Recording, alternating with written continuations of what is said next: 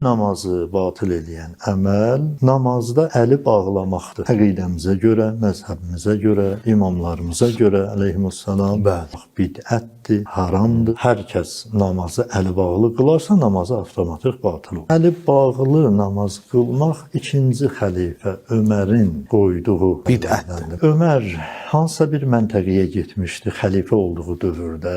Orada cəmaət onu qarşılamağa gəldi. Gəlib onun qarşısında dayananda həmin o məntəqənin cəmaatında ümumiyyətlə adət belə imiş. Məsələn, böyük bir şəxsiyyət gələndə onun qarşısında bir kölə vəziyyətində dayanır. Əli bağlı, təzim olaraq onlar onu hörmət mənasında bilirdilər. İkinci xəlifənin bundan xoşu gəldi. Dedi ki, nə gözəldir ki, biz elə Allahımız qarşısında dayananda da belə dayanaq. Biz də əlimizi qoyaq qarnımızın üstünə, özümüzü kölə vəziyyətində belə dayanaq namaz qılaq. İkinci xəlifəyə dedilər, bu dində belə bir şey yoxdur.